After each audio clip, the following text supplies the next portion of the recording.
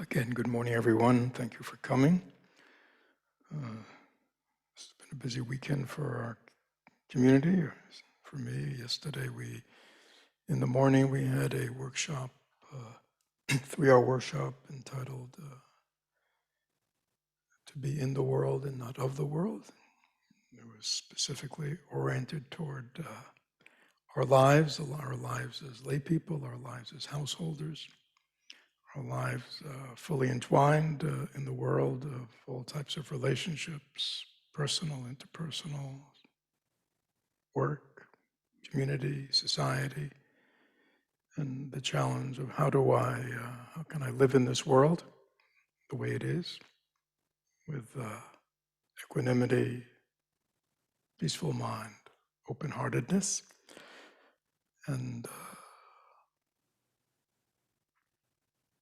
that was yesterday, and then last night we had our loving kindness, full moon loving kindness sort of practice ceremony. And today we have the Dharma of Scrooge. It's interesting because one of the things, among several, that I stressed to the participants in the workshop was the necessity of not just keeping some of the fundamental teachings of the Buddha, such as cause and effect and impermanence, just as intellectualizations and conceptualizations, but to really see that they are the fundamental operant laws of this world, and to understand that certainly has a lot to do with ameliorating a lot of our afflictive emotions. So I'm only saying that because this morning, in sharing the story of Scrooge, Ebenezer Scrooge in the Christmas Carol, I was always struck before I began sharing it with the community that this is very much a Buddhist story. It is a story about understanding causes and conditions, and understanding impermanence, and most importantly, it's a story about awakening and transformation. So I think it's a very profound story and has lots of lessons that we can all learn from.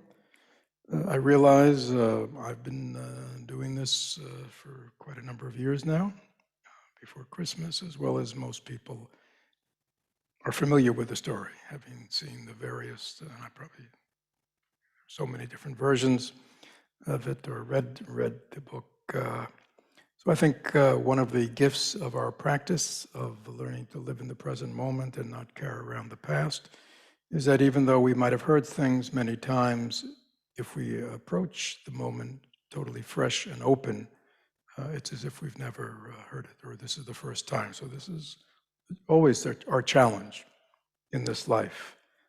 Can I show up without the baggage of the past, without the baggage of my preconceptions based on past experience, and be open and willing to have a very intimate and creative experience with whatever is arising now.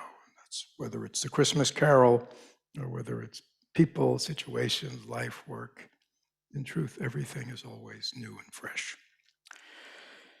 So settle back. I'm going to read you I'm not going to read you the whole story, but I'm going to pick parts of it and then comment on it. Again, I think it's a truth that learning intellectually and conceptually, analytically is one way of learning, but oftentimes stories, parables, myths often get into us deeper. Even somebody sharing an anecdote about something often helps us understand something much more quickly and remember it than a concept, because it has some personal juice to it. So I think, again, we may forget about the teachings of impermanence and causing conditions. We may forget about the capacity that all beings have to awaken and transform. But if we remember Scrooge, life of Scrooge, we will remember. So please settle back and enjoy the story of Scrooge, again written by Charles Dickens. Obviously a very man who saw deeply into life. So again, basically the setting is 17th century England, London. Scrooge is some kind of businessman, but sort of in the business of money and ledgers, and we're never quite sure what he does. But he's he doesn't have like a business, but somehow it's a money business that he has. His partner Marley has died 7 years ago, and Scrooge never took the time to paint out his name. And so there's a little description of Scrooge, so you get a feel for him. Nobody ever stopped him in the street to say with happy looks, "My dear Scrooge, how are you? When will you come see me?" No beggars implored him to bestow a trifle. No children asked him what time it was. No man or woman ever once in all his life inquired the way to such and such a street. Plus, nobody ever inquired of Scrooge. Even the blind men's dogs appeared to know him, and when they saw him coming, would tuck their owners into the doorways to get away. And then the dogs were very happy. But Scrooge didn't care. He was the very thing he liked. To edge his way along the crowded paths of life, warning all human sympathy to keep its distance, was what the knowing one call nuts to Scrooge. So we get Scrooge as a what? He's a miser. I mean, he's a miser. He's totally consumed with the affairs of money. He has no relationships at all, no friendships, no family. He's totally cut off. He just lives. He lives to work. That's the whole meaning of his life, is his work. So now the story begins. Once upon a time, and it was Christmas Eve, he was busy in his counting house, counting out his money, I guess. It was a cold, bleak, biting weather. And then again, I'm going to kind of move through it. The door of his counting house was always open, so he had one clerk, and he had always had the door to his office open so he could keep his eye on his clerk, who worked in a dismal little cell beyond, a sort of a tank, always copying letters. Scrooge had a very small fire, but the clerk's fire was even smaller, that it looked like there was only one coal. But he could never replenish it because the box of coal was in Scrooge's office, and Scrooge, would always give him a hard time about, coal is money.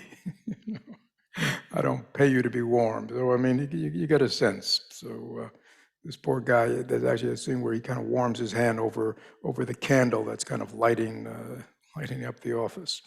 All of a sudden, the door opens, and a cheerful voice shouts, "A Merry Christmas, Uncle, God save you." It was the voice of his nephew.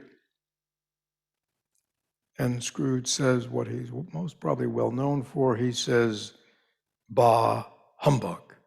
That was his, and his nephew says, "Christmas a humbug, Uncle? You don't really mean that." I do. Merry Christmas.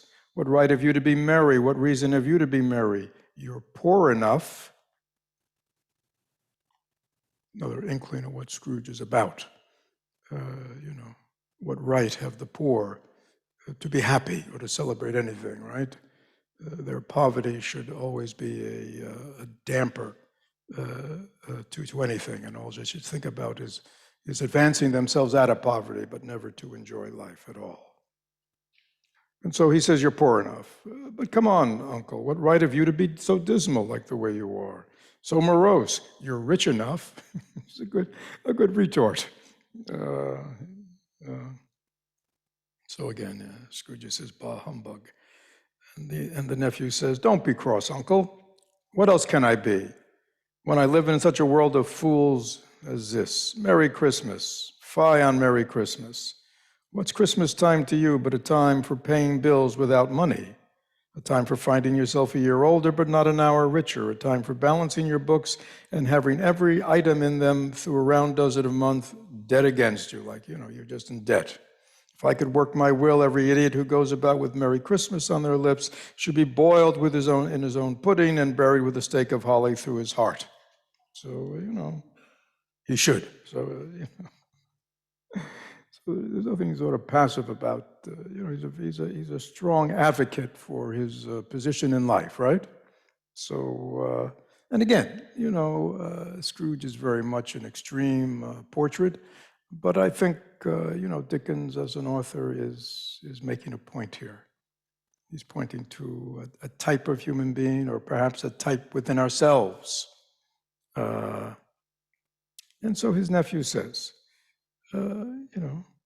Uncle, there are many things from which I might have derived good in this life, but which I have not profited, including Christmas.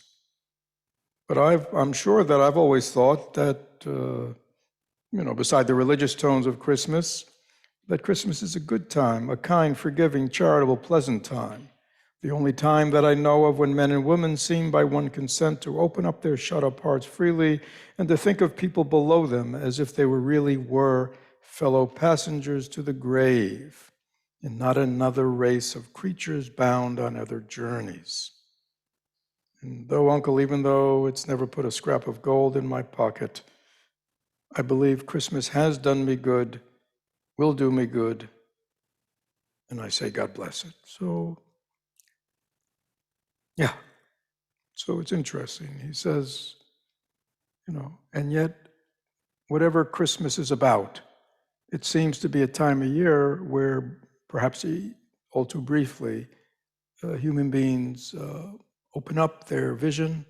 They become aware that there are other people who are needier than them, and perhaps open their pocket and their hearts. And when we see that at Christmas time, often people, do kind of charitable giving to those communities in town that actually help the poor, the homeless, etc., and just seem much more friendly.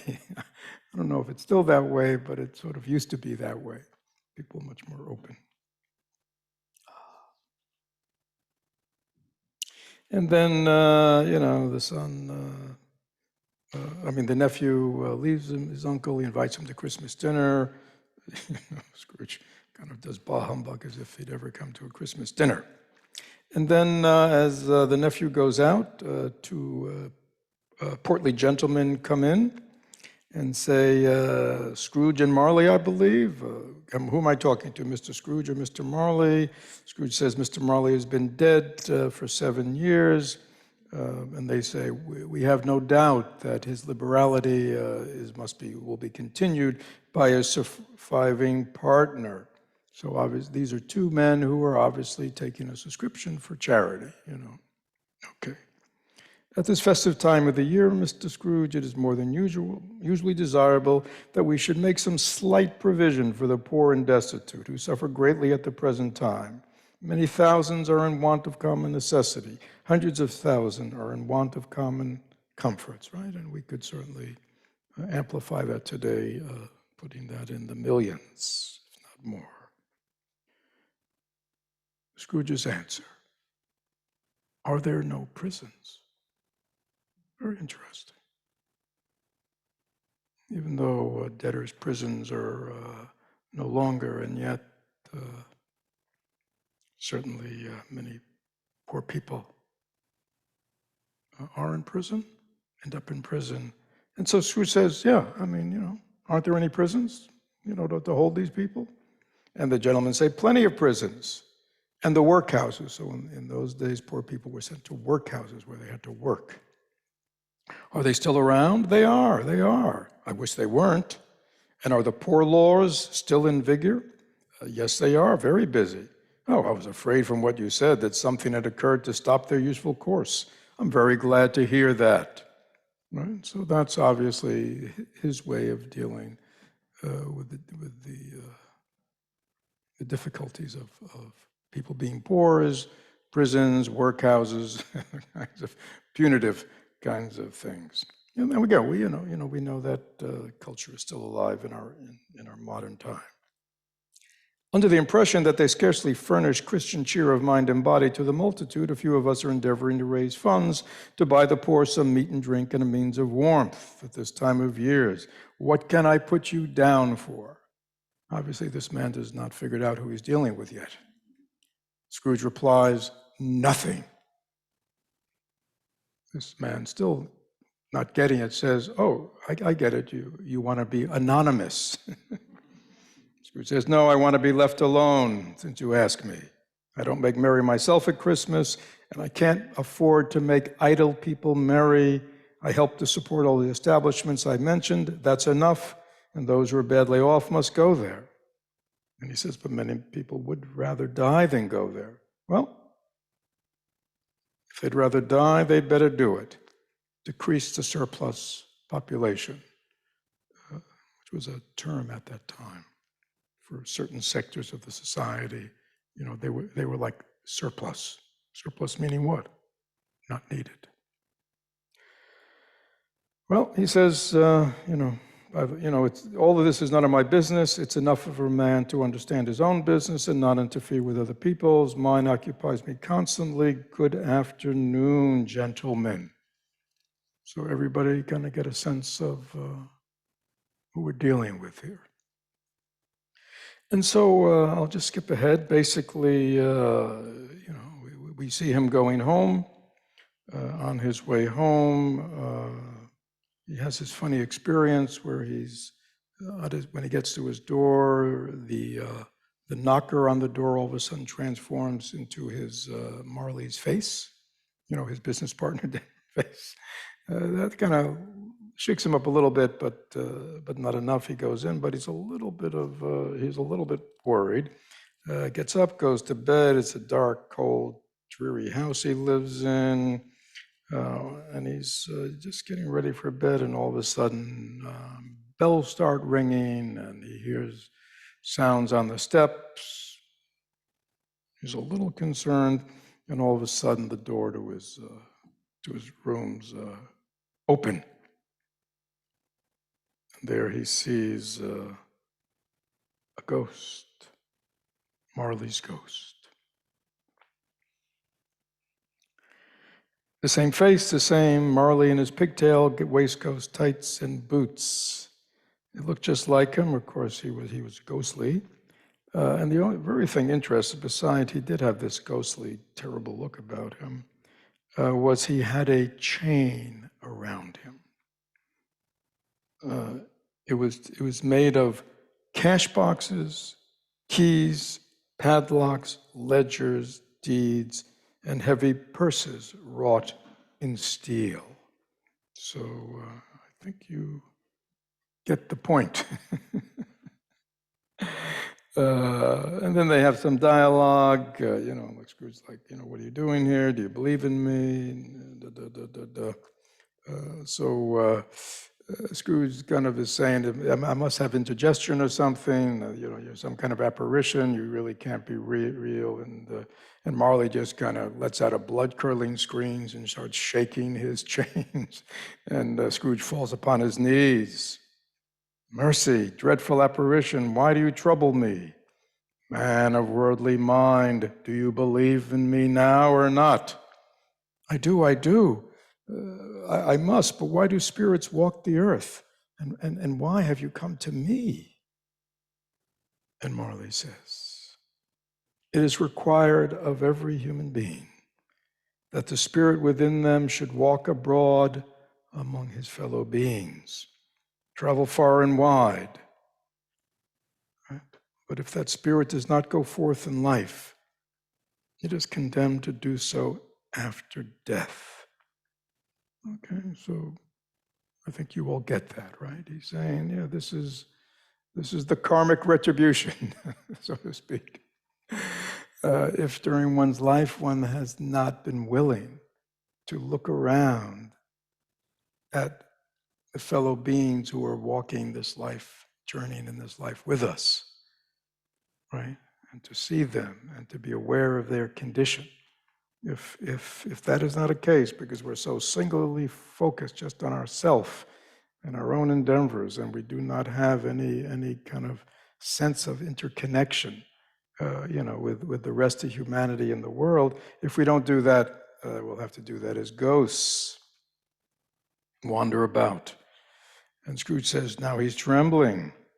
Why? What the fetters you have around you, that chain?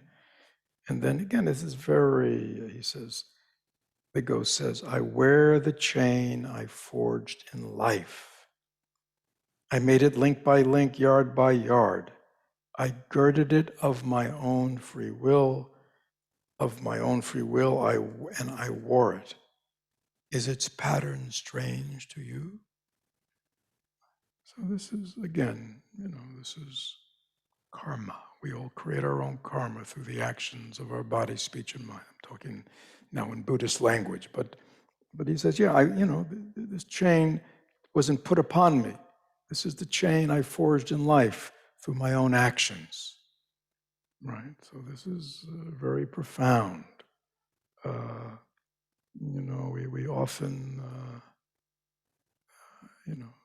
look for the cause of our chains as being outside us, caused by others. And yet, in truth, the chains we wear in this life, the chains are something that bind us. We have forged ourselves. Because again, they only exist within our own mind. They don't exist anywhere else. It's only in this ghostly way that we see the chains and what the chains are about. But in reality, our chains are within.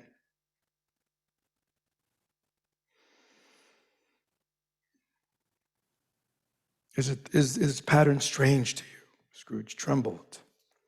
Or would you know that the weight and length of the strong coil you bear yourself?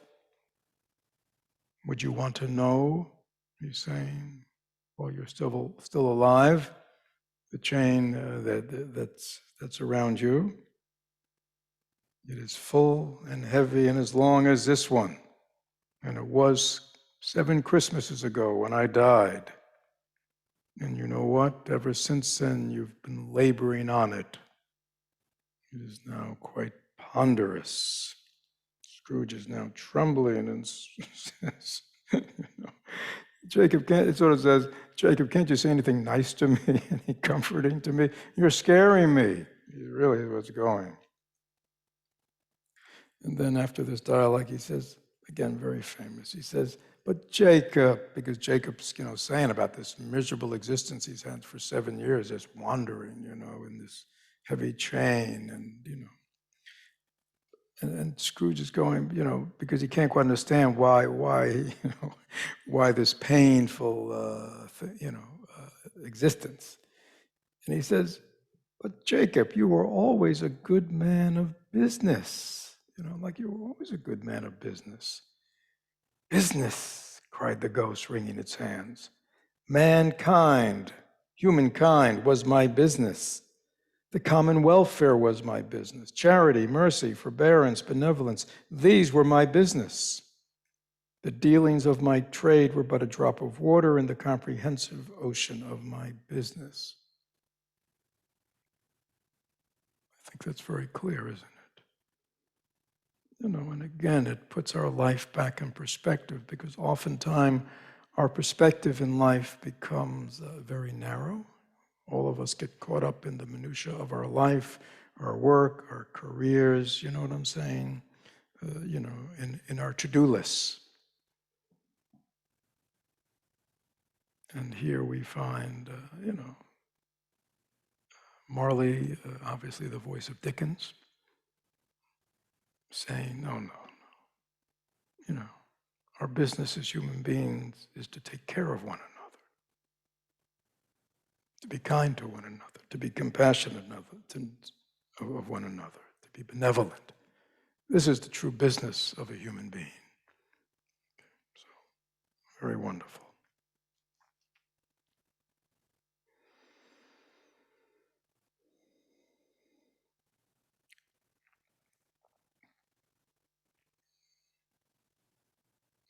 And Scrooge says to the ghost, "Why are you so hard on me? Why are you so flowery?" And the ghost says, "There is no light part of my penance," what he's experienced. "And I am here tonight to warn you that you have still a chance, hope of escaping my fate, a chance and a hope of my procuring Ebenezer." So it sounds as if Marley is saying, I have intervened with the forces of the universe. I've been able to come here to warn you of the karma that you're creating in your life, to show you by looking at me what awaits you at your death. Obviously, a lot of pain.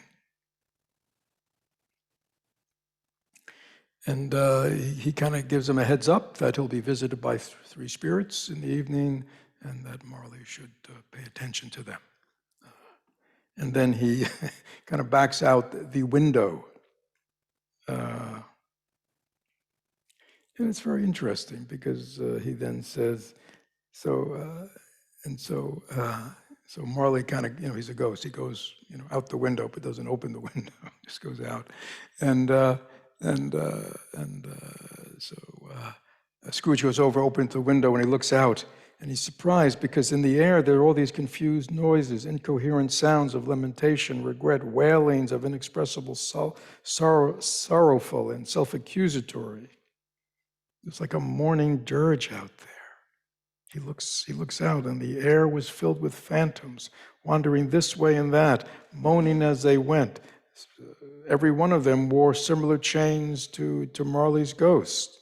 Some were linked together, some were free. Some had been known to Scrooge in their lives, but all of them seemed miserable.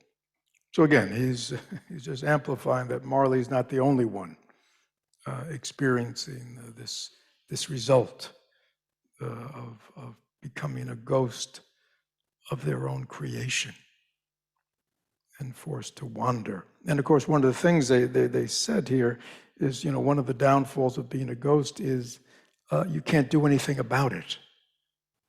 You can't contact people in the material world. So you're just kind of, doomed to this ghostly existence. So now we get to the matter at hand, which I think is so profound. So step one, all of a sudden there's a wake-up call, right, to Scrooge. You are creating misery. This is not you're not on a good path. Look where it's going to lead you. Great suffering, endless suffering. He goes to bed, and sure enough, at 1 a.m., he gets his first visit.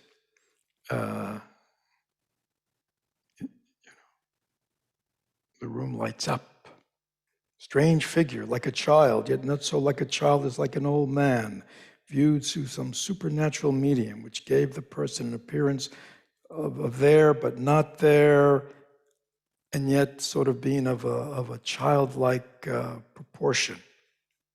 So it had all kinds of strange things with its outfit, but the strangest thing of all was that on the crown of its head, there was a bright, clear jet of light. And that was what was lighting up everything in the room. But it also had a cap that could be an extinguisher, which it was holding under its arm. So to me, what does this mean? So this is the ghost of the past, right? Christmas past. So the journey is past, present, and future, right? Sort of the world of time that we all live in. And this verse is, the spirit of Christmas past. And it has a light, you see. And with that light, it can see the past, you see. But it also has a cap to extinguish it. When the cap is extinguished, things are dark. And I think that's kind of metaphorical, right? that we all have that light if we want to turn it on. We all have that light where we can clearly see our past and how it has led to this moment. But most people don't, or they take it on and off. Sometimes they put it on, sometimes they take it off. They only put it on for this one, they don't put it on for that one. But the spirit, it just burns passively. And then it has other incredible things about it. Its form keeps changing, and I think that's metaphorical too, because during the course of our lifetime, we can look at our life and past experiences in myriad different ways, myriad different interpretations, right? And so I think that's what he's saying about the spirit of the past has this kind of formlessness. Its shape keeps changing. We had a good past. We had a bad past. We had a good and a bad past. This person was good, then they were bad, then they were good. So even we ourselves can endlessly be reinterpreting and our past.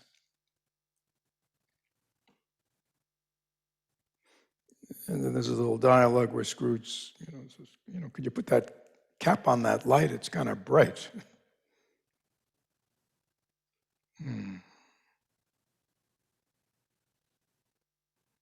So anyhow, they have, so the bottom line, the ghost says, I'm here for your welfare, for your reclamation, right? Because Scrooge is kind of reluctant to go, because the spirit wants to take him on a journey. Scrooge is very reluctant. Why are you here? Why are you here? He's scared. I'm here for your welfare. I'm here for your reclamation. He put out a strong hand, clasped him by the arm, and kind of said, rise and walk with me. And off they went.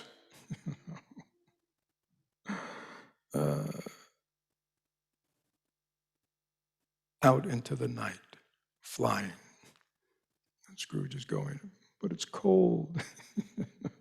I'm so cold. But anyhow, I'm mortal. I'm liable to fall. But the Spirit says, do not worry. And so they passed through the wall. They passed through the open country. They passed out of London. And all of a sudden, they come to a place that's very familiar to Scrooge. It's where he was, where he grew up, where he was a boy. He was conscious of 1,000 odors floating in the air, each one connected to 1,000 thoughts, hopes, joys, cares, long forgotten. The ghost says, your lip is trembling. And what is that upon your cheek? A tear. First time. Right? Scrooge is remembering his childhood, obviously a time when he was very different. Something is touching him, and when he gets connected to that pure time in his life.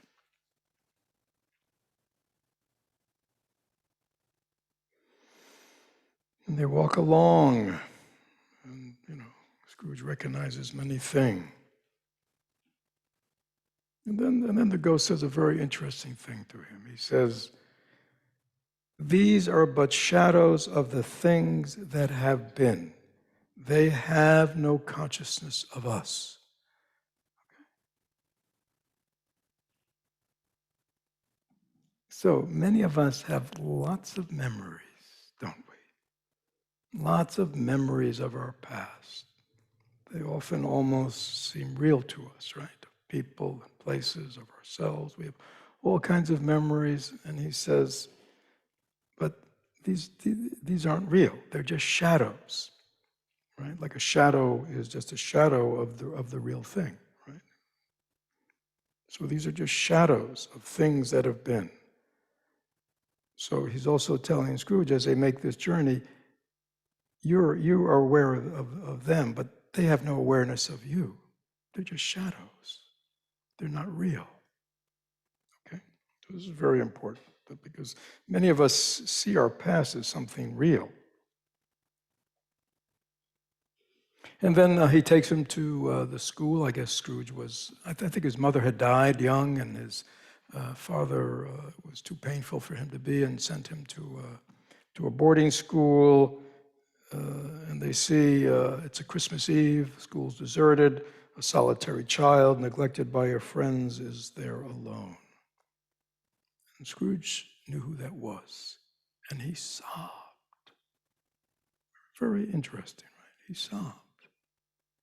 He got in touch with that pain, of childhood, of being alone, deserted, right?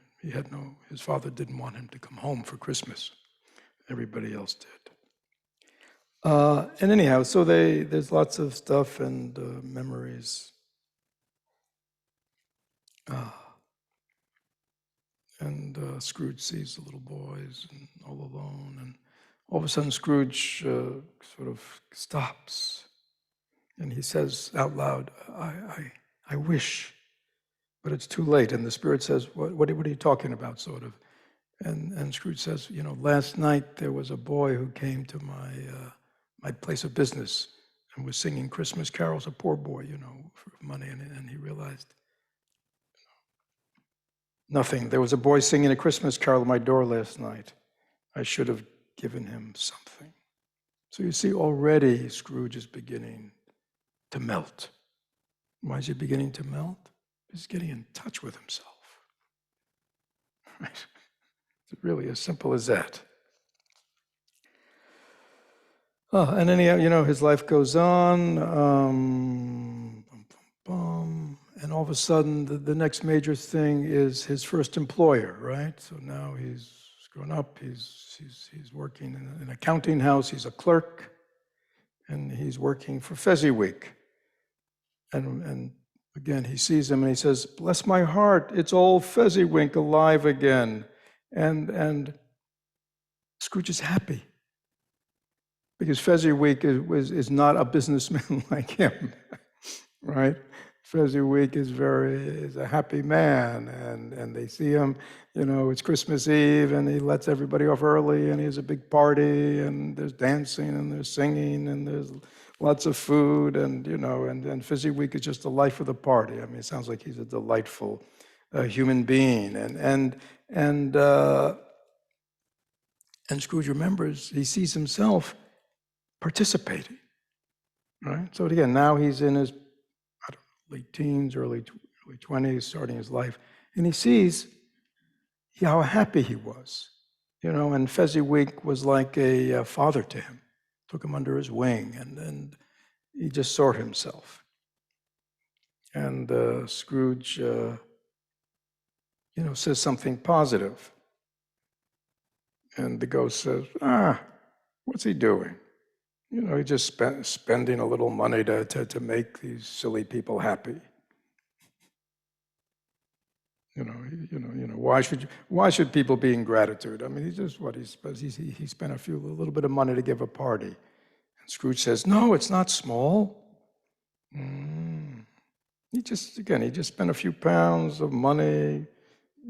Why should you praise Fezziwig? And now Scrooge says, but it's not that. All of a sudden, like speaking like his former self. It isn't that spirit. Fezziwig has the power to make us happy or unhappy, to make our service light or burdensome, a pleasure or a toil. So he's really talking about, even if someone who's a businessman has the capacity, right, of creating happiness in the employees or not. Save that his power lies in words and looks, in things so slight and insignificant that it's impossible to add and count them up. What then?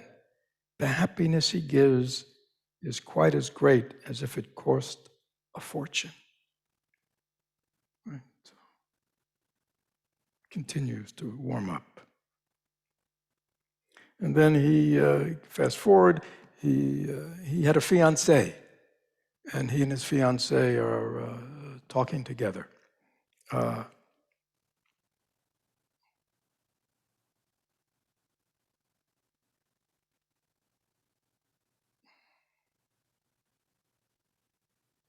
And she's saying, Another idol has displaced me. And if it can cheer and comfort you in time to come, as I would have tried to, there is no reason for me to grieve. She's basically ending the relationship because she says, someone else has replaced me. What idol has displaced you, he says. And she says, a golden one. And he says, no, this is the even-handed dealing of the world. There is nothing on which is so hard as poverty, and there's nothing it professes to condemn as the pursuit of wealth. She says, you fear the world too much. All your other hopes have merged into the hope. Yeah. Anyhow, all your nobler aspirations have fallen off one by one until you have just one passion left. Gain, gain, gain. What then, he says? So I've grown wiser, but I haven't changed toward you. Anyhow, so she's basically ending the relationship because she says, you're not here anymore. Your main interest in life is just money, money, money, getting ahead, getting ahead, getting ahead. That which promised happiness when we were one in heart is fraught with misery now that we are two. When they were young, they were one. They were together.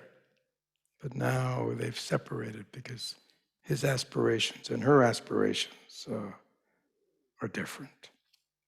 So, very, very painful memory of him. Yeah, let me move on. And actually,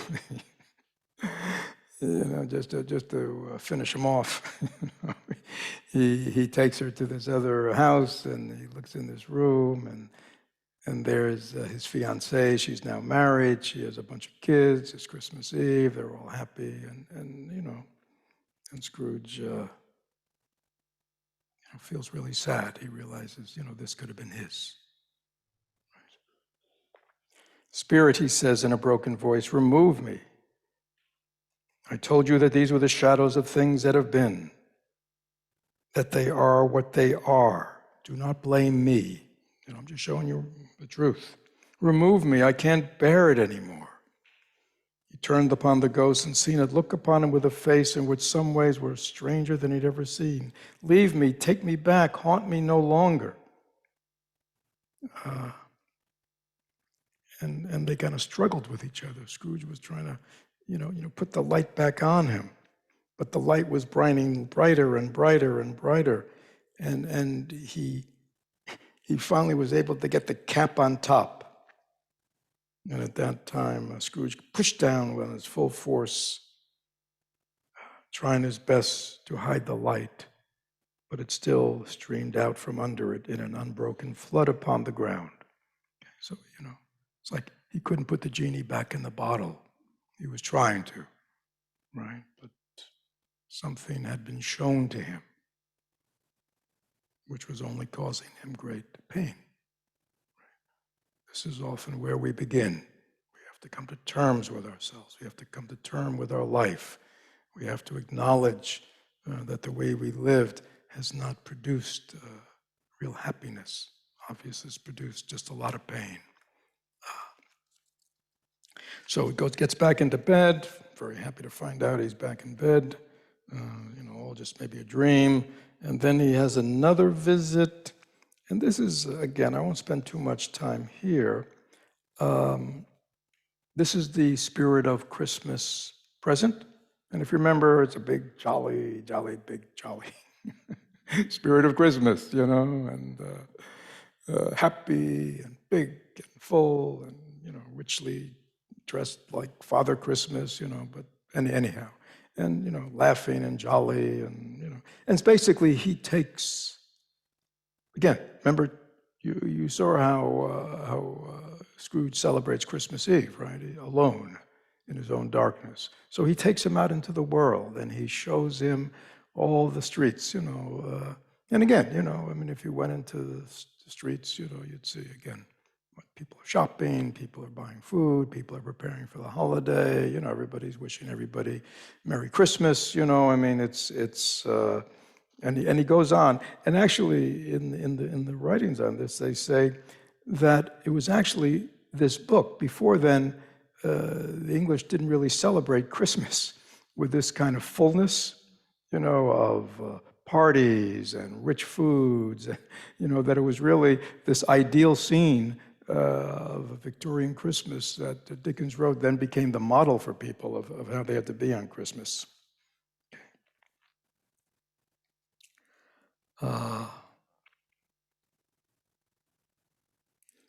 It's an interesting thing where in those days, poor people didn't have ovens. So they would they'd have to take, if they wanted to cook something, or in an oven, they would have to take it to the baker's ovens. The bakers would kind of bake things for them. And there's some kind of dialogue, because I guess the certain people in the Christian establishment wanted all the bakeries closed on the seventh day, on Sunday, because it was a holy day, and yet obviously that caused great difficulty for the poor.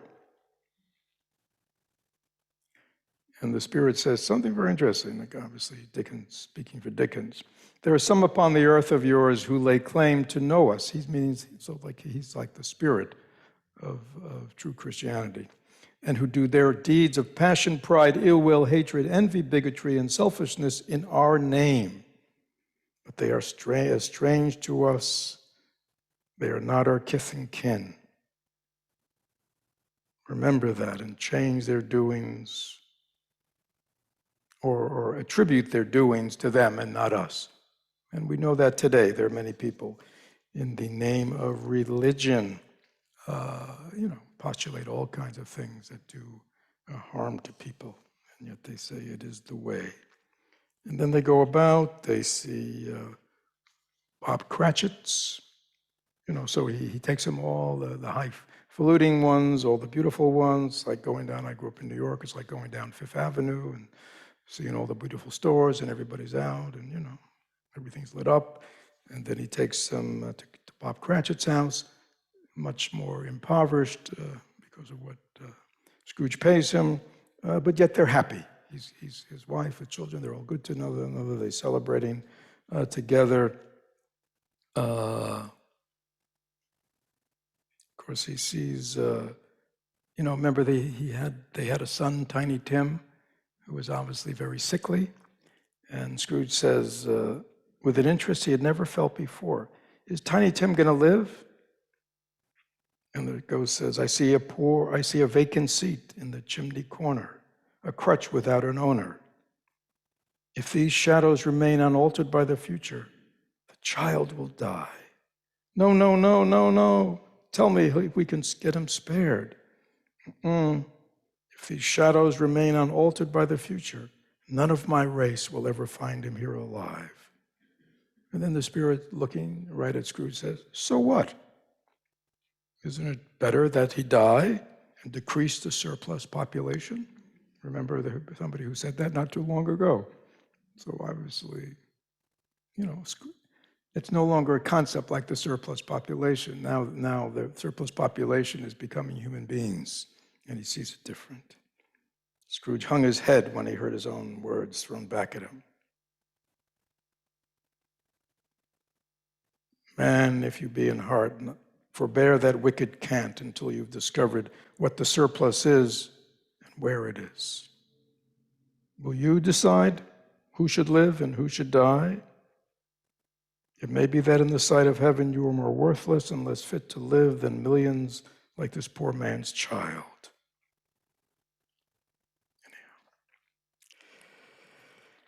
Yeah, and then he takes him around, he takes him all over, he takes him to the mining districts, and he sees again very poor people, miners, hard workers, but they're celebrating Christmas. He takes them out onto the sea to boats, and to lighthouses, and people are celebrating Christmas. And he takes them, he finally takes them to his nephew's house, where they're all celebrating Christmas Eve. Nobody's making merry. And again, they're actually talking about Scrooge, and the nephew's saying, I feel bad for him. right? So that's why every year I give him a chance to invite us. He's all alone. I'm doing my best to change him. He said, if somehow all my efforts to do good and to bring some kindness, at the end of his life, he leaves 50 pounds to his poor clerk, Barb Cratchit, well, then I'd be happy that all my efforts have come to fruition. Much they saw and far they went. Many homes they visited, always with an happy end. They stood by sick beds, foreign lands, struggling people, and anyhow, almshouses, hospitals, jails, wherever they went. So the Spirit, he had this, this little magic thing. He could sprinkle like fairy dust. He could sprinkle Christmas dust. So he visited all these places. And again, he was able, in the moment, in the spirit of Christmas, in all these places of, so much suffering, he was able, at least momentarily, to create happiness and well-being. And then something very strange. The Spirit's about to take leave, and Scrooge says, "Excuse me, but I see something like some claws sticking, remember these big robes sticking out." "No," he said, "look here. There's actually flesh upon that claw." And he pulled back his robe, and there were two little children, wretched, abject, frightful, hideous, miserable, kneeling down at his feet. They were a boy and a girl, yellow, meager, ragged, scowling, wolfish.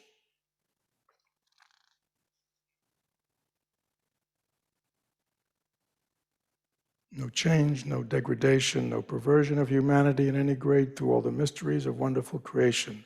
His monsters half so horrible. Scrooge says, "Spirit, are these your children?" "No." Here he says, "Man's." They're the children of human beings. They cling to me. They're appealing to me. This boy is ignorance. This girl is want. Right? Beware of them both. But most of all, beware of this boy, because on his brow I see written that which is doom, unless the writing be erased. Very interesting. When you see, these poor people, on the one hand, there's a child of want and need, but on the other hand, because there's been some deprivation, they're ignorant of another way, and so he says, be careful. You will reap something, your own doom, if you don't attend to the people. And then that ends. And now, we only have a little time, so I do want to finish the story. So he's visited by the final phantom, gravely, silently, shrouded in deep black. Its head, its face, its form, all concealed, except he's got an outstretched hand. Am I in the presence? So now, he's a little more open. Scrooge says, am I in the presence of the ghost of Christmas yet to come? No answer, just pointing. You're about to show me the shadows of things that have not happened, but will happen in time before us. Is not so? No answer.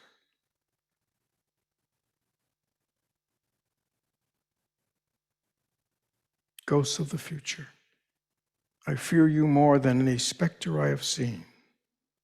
But as I know your purpose is to do me good, and I hope to live like another man from what I was, I am prepared to bear you company and do it with a thankful heart. Will you not speak to me? No reply. Right? So this is cause and effect, right? We see the causes that created Scrooge and brought him into the present. And we see how in the present, how different he is than other people. And now we see what his future is going to be based on his causes and conditions. But Scrooge is hopeful now. He said, I've learned something, right?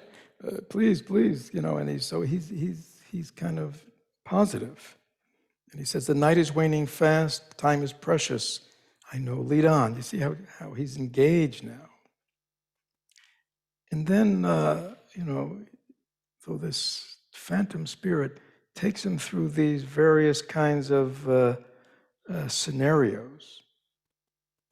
Business people talking about somebody who had died and an old skinflint and who would want to go to his funeral, but if maybe they serve a decent lunch, they'll go. And then he goes to a very poor, broken down, foul, narrow, ugly part of town, and in sort of a rag shop, a junk shop, a pawn shop, there are these three people selling used goods.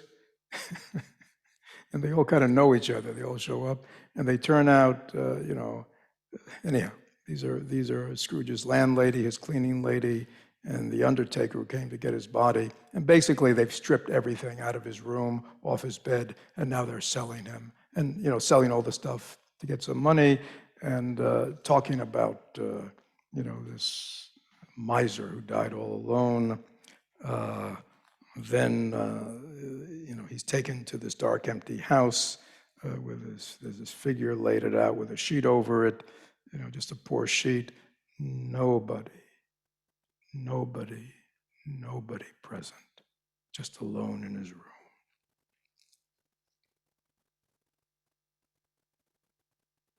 Spirit, he said, this is a fearful place.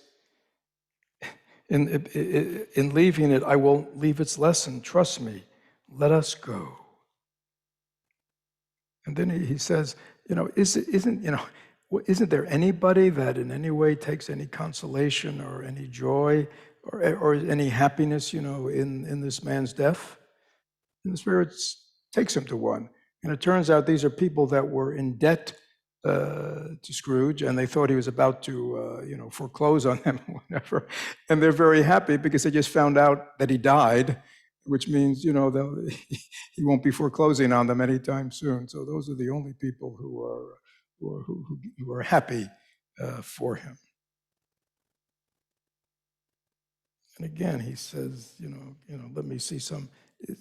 Because he sees such a horrible death of this, whoever this person is, and then he says, can't you show me, some kind of a gentler death? And he takes him to the Cratchit's house.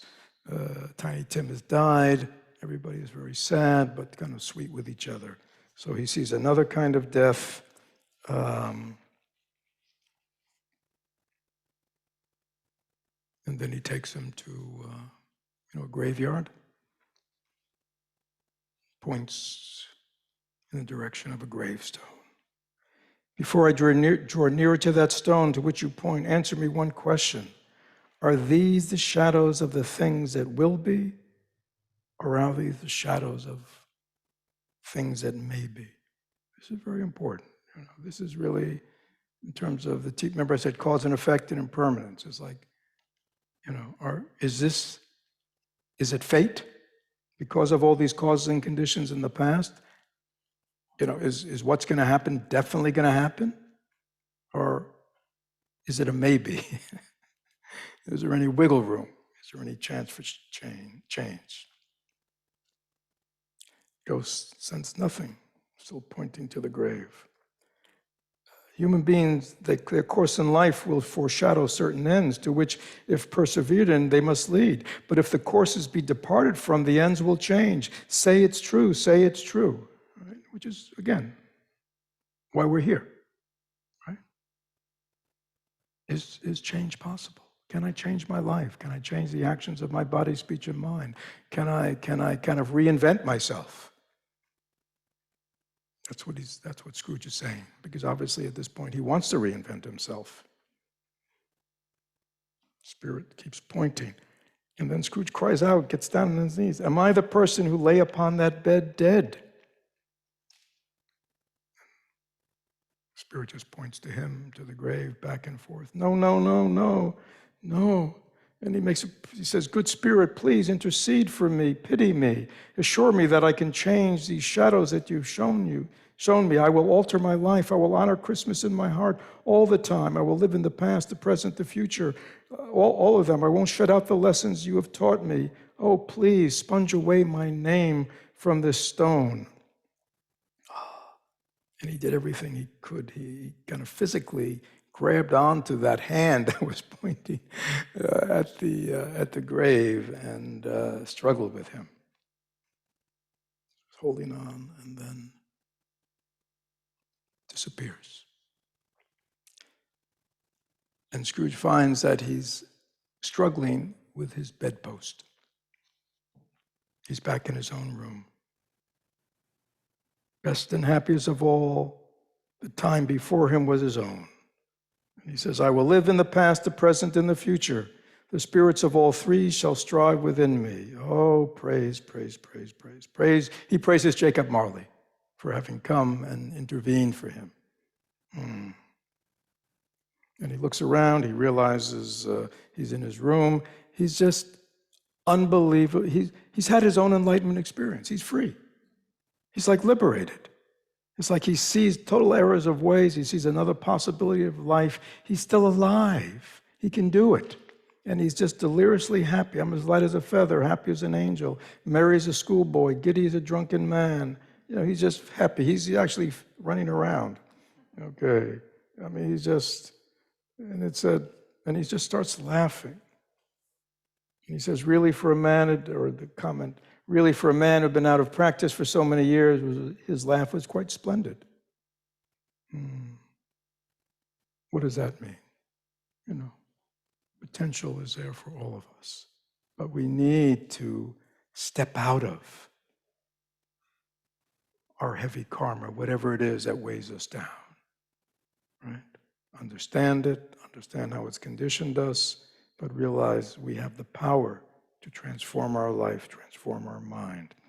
Again, then it's, you know, and then it's all about Christmas and all about Scrooge, and he's happy and he buys food for the Cratchits, and he goes to his nephews, and they're kind of freaked out when he walks in. You know, it's like, but you know, he basically lets them know that he's changed and he's happy to be with them, and you know, and all this, and then going out, he runs into that you know, those people who would come asking him for money for the charity, and the guy kind of shies away from him in the street. And Scrooge says, "Oh, you know, Merry Christmas," and he whispers in his ear about this big donation he's going to make, and anyhow, and then he's happy, happy, happy. He never dreamed that just walking around, looking at people, looking at the scene, that could give him so much happiness. And again, he went to his nephew's house. And then, I better get cooking. So, you know, sort of the final scene is kind of the day after Christmas. And Bob Cratchit kind of comes in very sneakily into the office because he's late. And Scrooge kind of does his Scrooge things. Cratchit, get over here, you know, and Cratchit expects to be fired or bawled out. And Scrooge says, you know, he's got a sense of humor now. He knows how to tease. He said, I got something very serious to tell you. Bob Cratchit's trembling. He says, I'm going to give you a raise. And I'm going to take care of your family. And I'm going to take care of Tiny Tim. You know, it's really kind of a wonderful scene. And it ends with Scrooge was better than his word. He did it all and infinitely more. Tiny Tim did not die. He became a good as friend, a good as master, a good a man as anyone in London or anybody in the whole world. Some people laughed. They laughed to see the alteration in him, meaning, you know, they couldn't believe it. But he said, let him laugh. He couldn't care less. Because he was wise enough to know that nothing ever happened in this world for good, which some people don't laugh at the outset. Anyhow, he wasn't disturbed at all. His own heart laughed, and that was quite enough for him. So that is the story of the Christmas Carol, Ebenezer Scrooge, and I think I don't want to belabor. I think the point is kind of obvious. It's to me, it's an archetype of the spiritual journey, right? We don't go over here to create an alternative universe in ourselves. We use the tools that we've been given of mindfulness, concentration, insight, looking deeply into our own mind, unpacking our own causes and conditions, see that however we are now, for better or worse, it has nothing to do with us. We are the creation of causes and conditions. And when we see that clearly, and clearly see the effects that's had on us, and especially like Scrooge, when you see there is another way, you see, he learned there is another way. He saw people interacting in a very different way than he had always interacted. He realized there is another way to be in life, and when he realized he could change it, and he was still alive and still had the opportunity, like us, we're all still alive, no matter what our age. We all have the possibility, starting right now, to make any changes, shifts, transformations in our life. We don't have to live out the script that we've been given in life. So it's a very hopeful message, as is our Dharma. So on that note, we will end the transmission of the Dharma of Scrooge for the year.